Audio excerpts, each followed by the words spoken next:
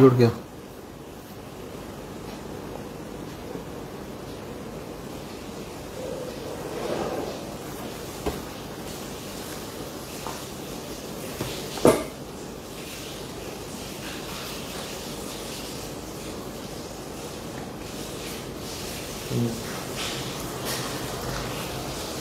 मेरे कांके विधानसभा क्षेत्र की प्रिय जनता, आपने मुझे लगातार 12-13 वर्षों से कांके विधानसभा क्षेत्र के हर लोगों के लिए, चाहे सुख हो दुख हो, उसके लिए मैंने खड़ा रहा। और भारतीय जनता पार्टी में रहकर भी आपके साथ हमेशा जहां जो हुआ, हमने कांके विधानसभा क्षेत्र के गांव-गांव में संपर्क कर भाजपा को मजबूत किया। और आपके लिए जहां पर भी जो जरूरत पड़ता था, आप हमें आग्रह करते थे, समस्या बताते थे, उस समस्या को मैं दूर करता था, उसके लिए लड़ाई लड़ता था। चाहे प्रखंड कार्यालयों में घेराव करना हो, चाहे भ्रष्टाचार के लिए लड़ाई लड़ना हो, सारे विषयों पर मैं आपके साथ लगातार खड़ा रहा। मैं पहला व्यक्ति हूं जो कांके विधानसभा क्षेत्र के हर गांव, हर टोला, हर जगह में जाकर आपसे बातचीत किया है, आपकी समस्या को सुना है, उसका हल करने का प्रयास किया है। और मैं ये आज बहुत भावुक हूं।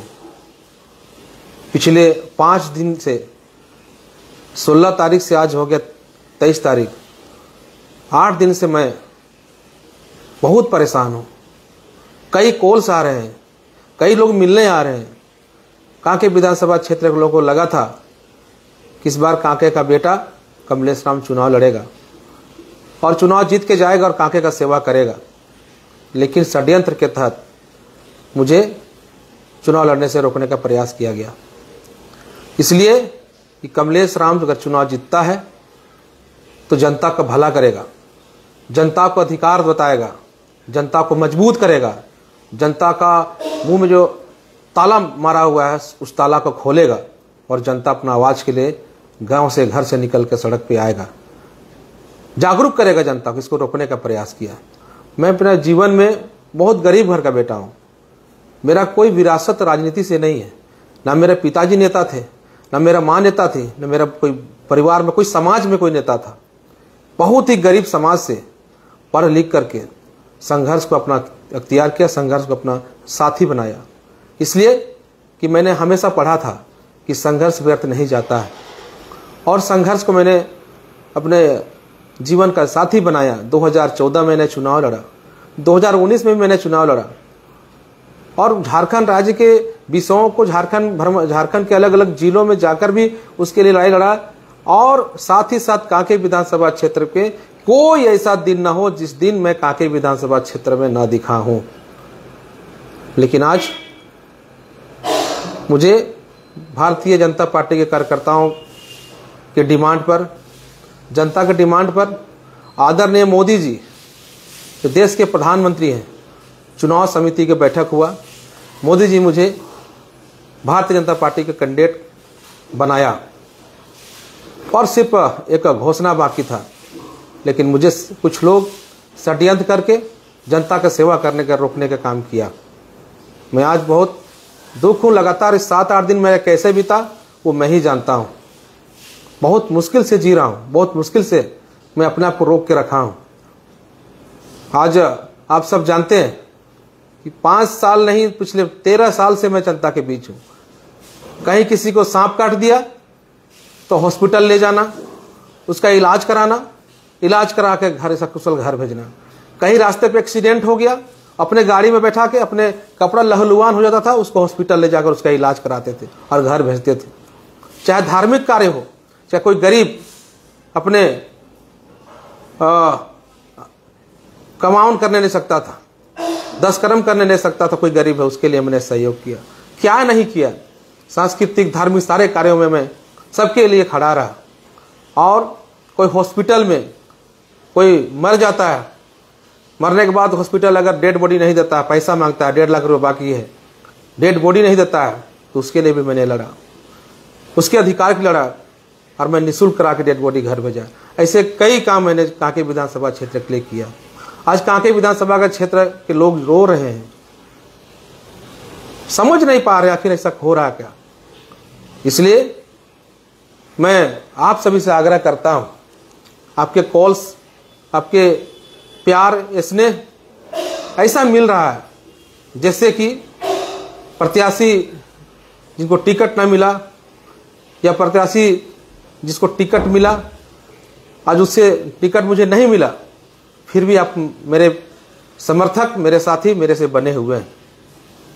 बताइए, एक समय था जब छात्र आंदोलन में करता था, जब शुरुआत किया, कोई आगे पीछे कोई नेता का सहयोग नहीं, कोई परिवार में नेता नहीं। मैं आप लोग के लिए लड़ाई लड़ा, हजारों लाठियां खाया, मुझे आंदोलन में जेल भी जाना पड़ा, और आज फिर भी हम संघर्ष कर रहे हैं। मेरे प्रिय जनता, आपसे आग्रह है कि आपके कॉल्स, आपके राय के अनुसार हम आज कांके विधानसभा क्षेत्र से निर्दलीय के प्रत्याशी के रूप में पर्चा खरीदने जा रहे हैं और 25 तारीख को हम लोग सब मिलजुल कर नामांकन भरेंगे और कांके विधानसभा क्षेत्र को विकास करेंगे। उसके साथ हम लोग खड़ा रहेंगे, हम सब मिलकर चुनाव लड़ेंगे। कमलेश जनता का आशीर्वाद से चुनाव लड़ना चाहता है, क्योंकि आप जानते हैं कि कमलेश राम ही है जो कल खड़ा रहेगा, कोई खड़ा होने वाला नहीं है। सब चुनाव के समय आते हैं और टिकट लेकर चुनाव लड़ जाते हैं।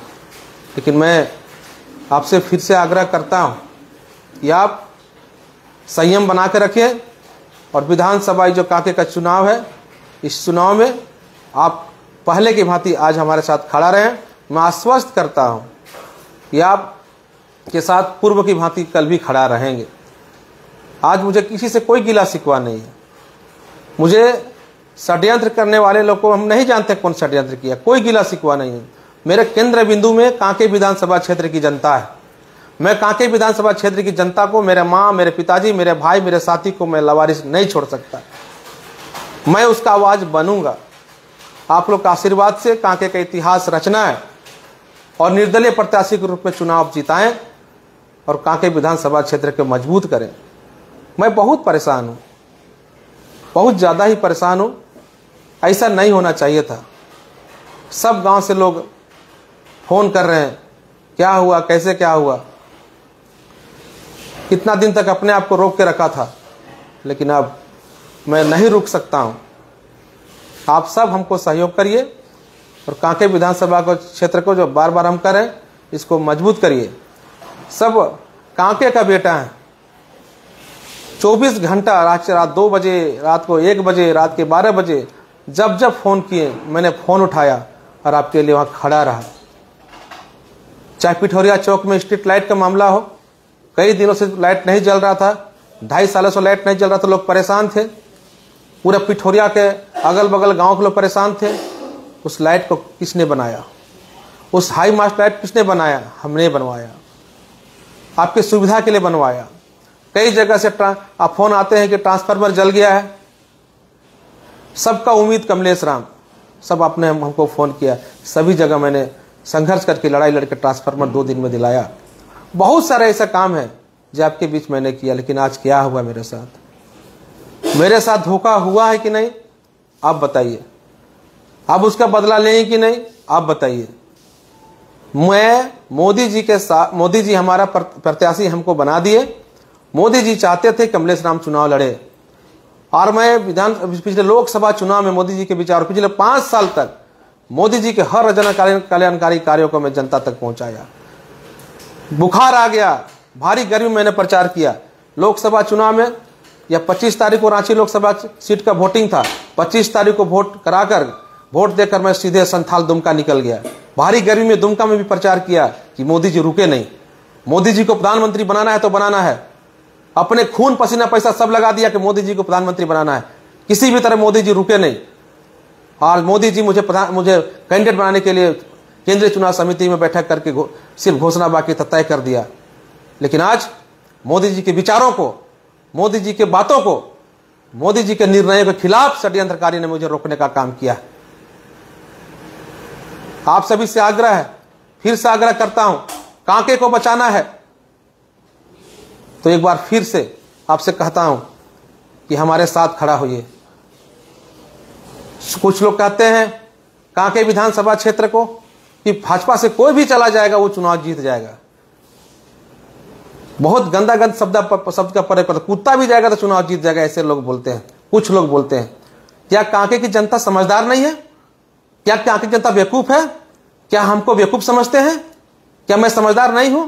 कांके की जनता समझदार है और समझदार हो चुका है। मेरे नौजवान साथियों, कमर कसिए, गांव गांव घूमिए, गांव गांव जाइए। सब कुछ चुनाव पार्टी नहीं जिताता है, चुनाव मतदाता जिताता है, चुनाव जनता जिताता है। मैं आपका आश्वस्त करता हूं कांके के बेटा के रूप में, चाहे जो कुछ हो जाए, चाहे इधर से उधर हो जाए, लेकिन आपके साथ अगर खड़ा रहेगा तो कमलेश राम खड़ा रहेगा। ये आप समझ लीजिए। जितना मजबूत करेंगे उतना ही आप मजबूत होंगे। कमलेश जितना मजबूत होगा, कांके की जनता उतना ही मजबूत होगा। वहां के युवा, यहाँ के युवा उतना ही मजबूत होगा। आप सभी से आग्रह, फिर से आग्रह करता हूं, मैं बहुत सोच समझ कर आज मैं नामांकन पत्र खरीदने जा रहा हूं और 25 तारीख को भारी संख्या में आप सब समर्थन देने आए और इस नॉमिनेशन कार्यक्रम को भी सफल, ऐतिहासिक और सफल बनाएं। इसलिए क्योंकि अब आने वाला समय में कांके विधानसभा क्षेत्र इतिहास लिखेगा कि आप किसी को भी टिकट दे देंगे जो एक बार चुनाव में 5 साल में नहीं दिखा है, ना कहीं पर धार्मिक कार्यों में नहीं दिखा है, कहीं मंदिर पर हमला हो जा रहा है, मंदिर तोड़ दिया जा रहा है, तो वहां पर ये प्रत्याशी, भाजपा के प्रत्याशी कहां थे? वो नहीं जाते थे। उस समय मैं खड़ा रहता था। कहीं किसी प्रकार का कोई समस्या हो, उस समय कमलेश राम दिखता था। रात को भी कहीं कुछ दिक्कत हो जाए, उस समय कमलेश राम था। हाथी घर को धंसा दिया तो घर को धंसा दिया, उसके घर में मरहम लगाने, सहयोग करने के लिए, वन विभाग से बात करने के लिए कमलेश राम।